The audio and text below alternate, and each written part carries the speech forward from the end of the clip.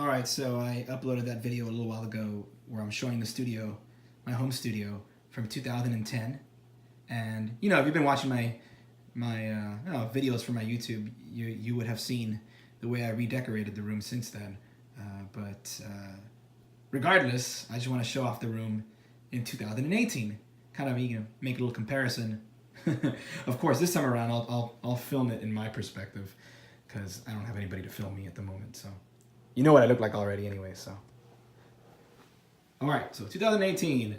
Well, this is a perfect little item to start with because when I moved into this house, like in 2010, I made that video after about being here for like almost a year, and I just uploaded the video so you can watch it if you want to check it out. But this little piece of whatever you want to call it, I made in 2000 and I want to say 15, and I had started doing live periscopes where I would perform live, and actually I can show you the angle exactly of those periscopes.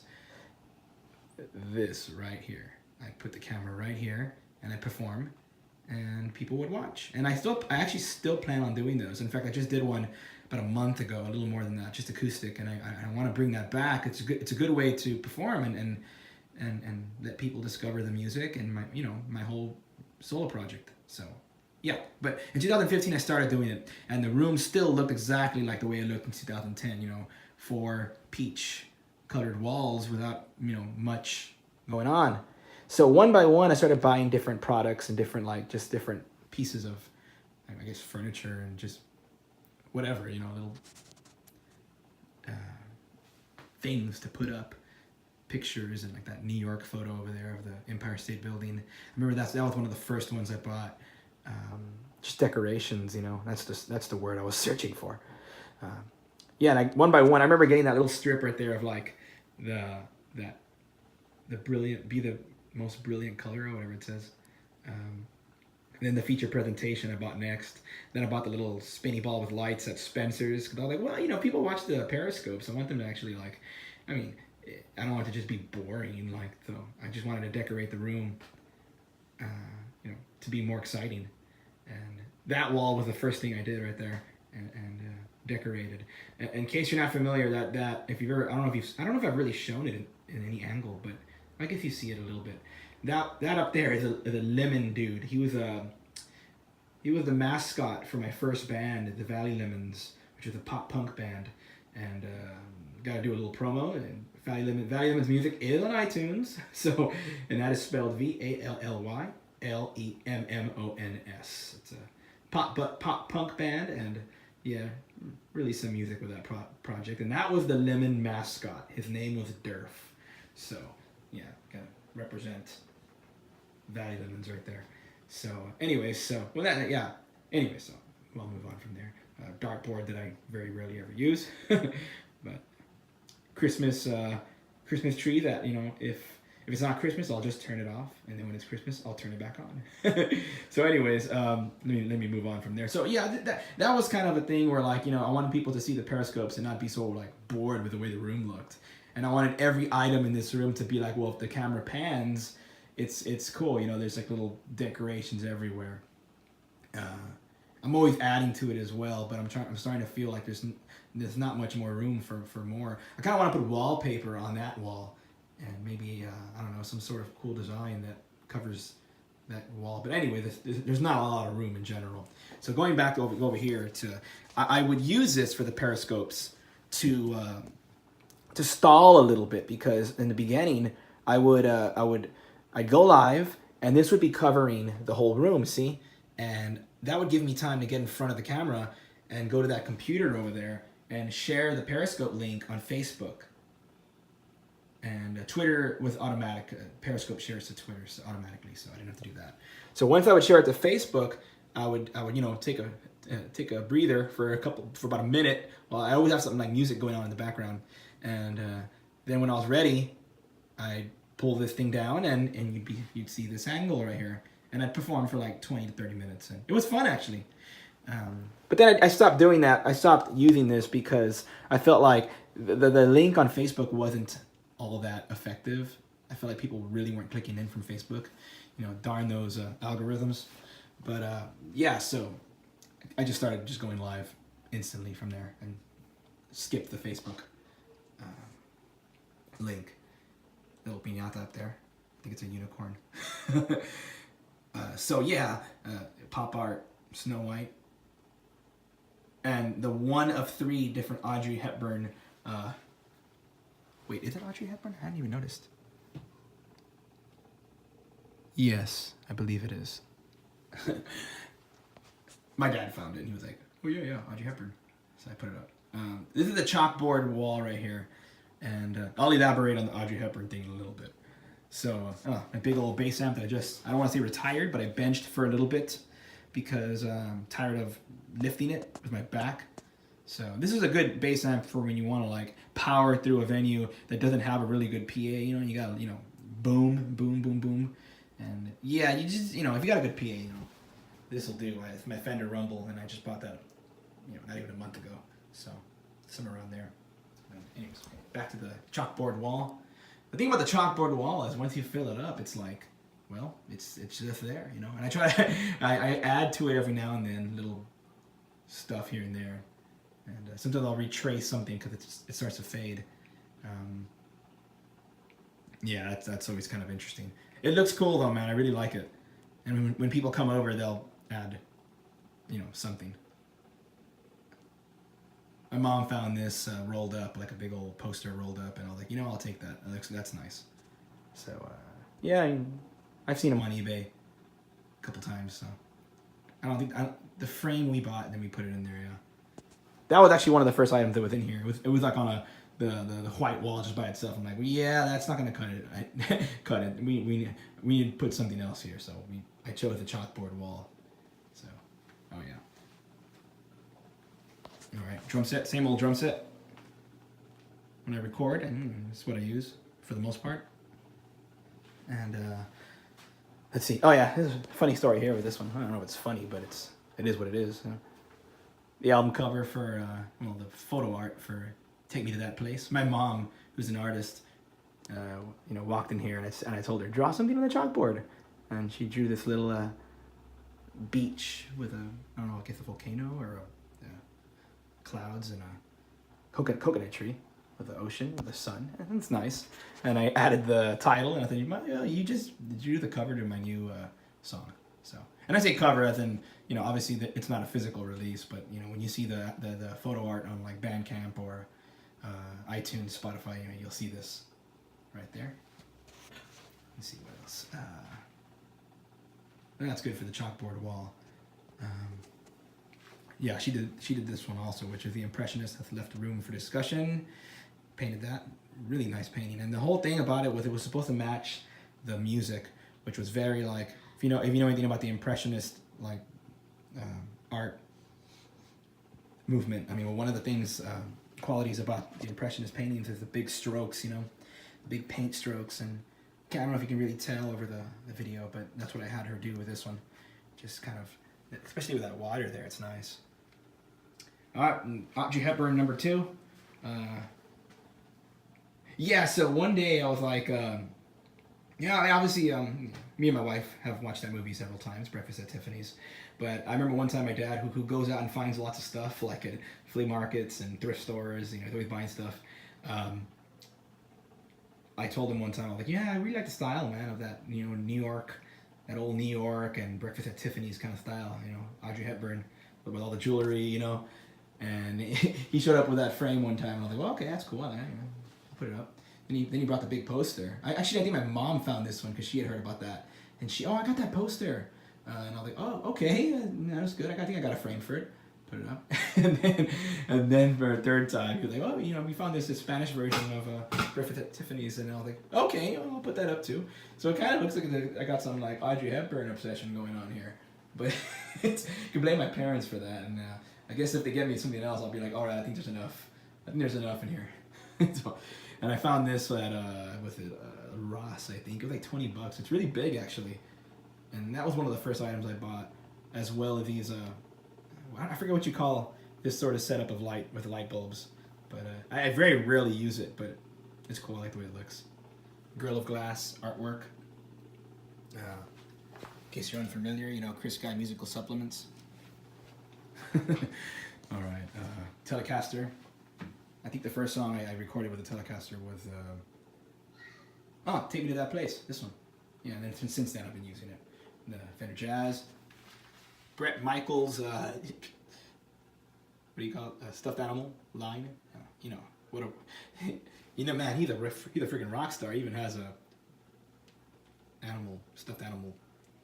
I think you can buy it at PetSmart, or I don't know about anymore, but yeah, my dad found that too. So yeah. Let's see. Keyboards. Now, I think when I did the first video of my studio, I didn't have this one. This is kind of a, I guess you could call it vintage already. It's a Korg, what is it? N5, yeah. And the actual sounds on the N5 are a lot better, in my opinion, than this keyboard. I've used them. I think the song "I Am Me," you'll hear that big, dark, low-end kind of sound. That was this keyboard. But this keyboard I plug into Pro Tools, you know, for the MIDI stuff, MIDI sounds, and which I made a video where I showed, I believe, where I showed me using this keyboard with this, you know, all those sounds. So, anyways, that's pretty much, you know, kind of gone in a circle here already. Hofner bass, which I've shown off a lot on my YouTube channel. That one video I did has 12,000 views already, and it's like, okay, that's awesome. Some analog stuff that doesn't work, gotta get fixed. Well, not this obviously, but that one works. Gotta get this one fixed somewhat, or just buy one that does work. Anyways, the other video that I uploaded that was from 2010, I showed off like the song "Let Me Be Yours" and how I made it, and I kind of talked about it and how I wrote it and recorded it. And I edited the video to kind of go smooth all together. But this one I'm filming from my perspective, and a soprano saxophone, by the way, which I occasionally use, but it needs maintenance. So I'll blame that for if I ever sound flat when I play it, the maintenance. So anyways, floodlights. I've always been a fan of these sort of clamp lights and just throwing a gel over them. Anyways, so might as well, I'll show off a song here. You know, something a little newer. Let me turn this off because it makes noise. I think my dad found this one too, which is funny. I was like, what is that? I use it sometimes. Anyways, so the song I'm going to go through just a little bit is, oh, by the way, Pro Tools now. So kind of, I went from here to GarageBand to, you know, Pro Tools. This is, I believe, this is Light at the End. Let's see. There we go. Now, this was from the album When the Axe Meets the Why. A very, very, very simple album that I call a lo-fi album. Digital lo-fi, you know, no analog was used on the making of this album, which I actually want to do an album where I do use, you know, analog stuff, but that's in the future. Okay, so I want to just single out the drums real fast. I used one microphone for these drums. I used, I believe this one, just a simple condenser mic. Placed it, I kind of experimented with placing it in the right spot where you hear the problem when you use one mic is sometimes the cymbals are just too loud. And you can't do anything with that. Even lo-fi, you know, even with a lo-fi point of view, it still doesn't sound good when the cymbals are just killing your ears, you know. And I know there's a lot of peaking there at the moment, but it's not so sure it's mixed right at the moment. But let's see. This simple little filter really helped the whole lo-fi sound because listen to that. And that's because the EQs are already, let's see, the highs are dipped down a little bit on the whole drum track altogether. Because what I really tried to do with this release was give the instruments the soundscape they should have.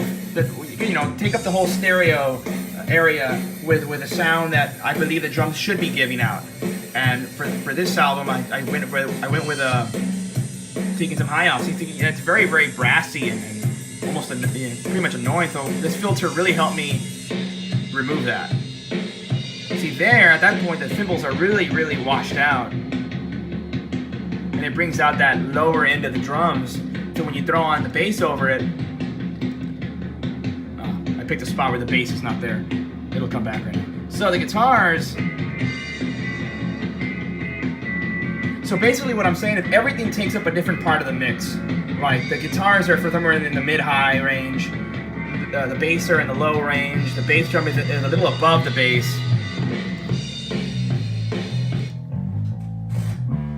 So on this release, I let the bass kind of, actually no, I take it back, the bass drum was the lowest, and then the bass I put it a little bit, slightly, low mids.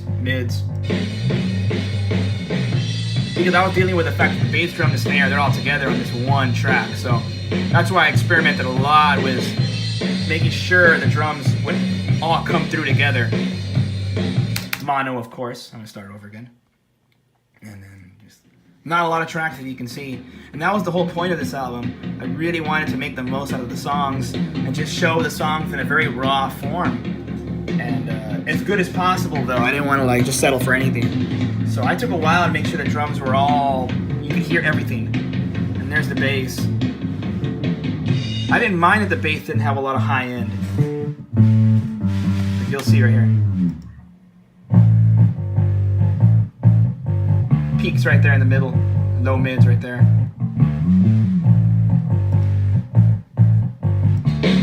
And then the guitars right here, which are just panned, you know, left to right.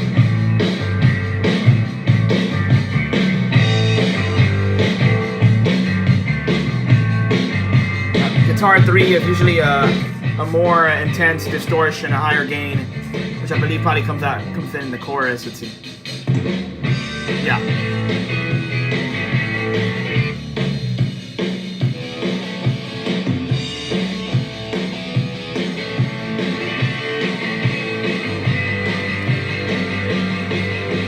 That's pretty much it. Vocals.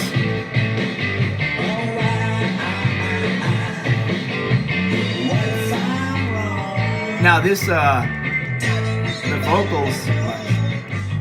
It's not like I can go back and rewrite my poetry. If you can't get over the hill, leave it up to me right at the end. On the verses, I had the vocals kind of just. It was two vocals that I put over each other, like kind of like a backing up vocal of the lead vocal. Just kind of carry it along. I rarely do that, but for this song it worked. My favorite bass line right here. It's been a long, long road, but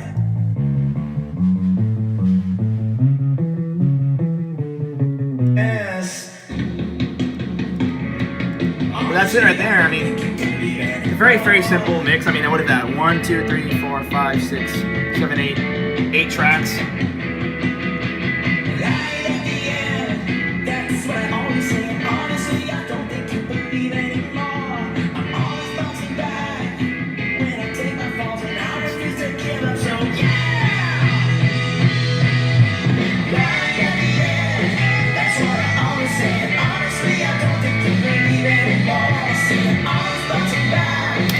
Yeah, Light at the End.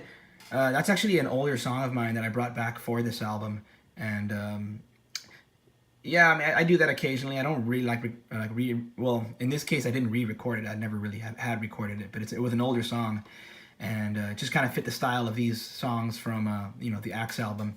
So yeah, I recorded it, and that it is what it is. Yeah, and when it comes to like the final like mix, like compression, I use some of these built-in compressors from Pro Tools, and I use them to the best of my ability, and it sounds the way it sounds in the end, and that's the way I record. And of course, the approach on this album isn't something I do on all my releases. Like when I release a song like Wild Spirit or There's Color, it's a different thing. It's a different approach. I do try to get it sounding more like, I guess, I don't want to say high budget, but more, you know, a glossier finish, you know, something that sounds a little bit punchier and bigger and just more modern. But this one in particular, I wanted to make it sound kind of a little more lo-fi, a little bit more. Let the songs do the talking. Just you're like, where's the bass? Oh, I hear it. Where's the guitar? I hear it. Drums? Oh, I hear it. Not overthought. Just simple. And that's what I did. And I want to do that again this year. And I'm learning a little bit more about the whole lo-fi process. I want to use a little bit more analog within the next group of songs I make and go from there. And I think I just gave away what it is I'm working on.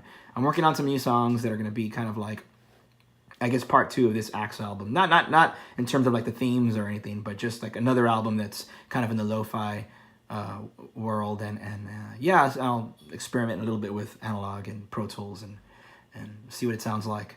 So anyways, yeah, I just thanks for tuning in. This is my studio in 2018. It's very I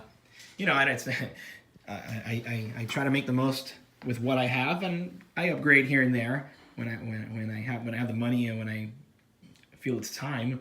A lot of times I upgrade when I feel like I've just used everything I can possibly use to make my songs. Like this keyboard in particular, like I reused everything that keyboard had to offer at this point. So then I got this one, and I got the Pro Tools once GarageBand didn't have anything. And at this point, I think I'm still pretty comfy with what I have. And maybe before I make the new song, like I start recording the new songs, I'll get a new piece of gear to help with the recording of that album or however many songs it is. So anyways, yeah, that's my home studio. You see it all the time, in my videos, and hope you enjoyed it once again. That is the spot right there that I do my video blog for the most part. Sometimes I change it up, and that's where I'm sitting right there, red light and all. Let's see, it's more like this angle right here. There you go. Yeah. All right, so yeah, once again, thanks for tuning in. Until next time, rock on.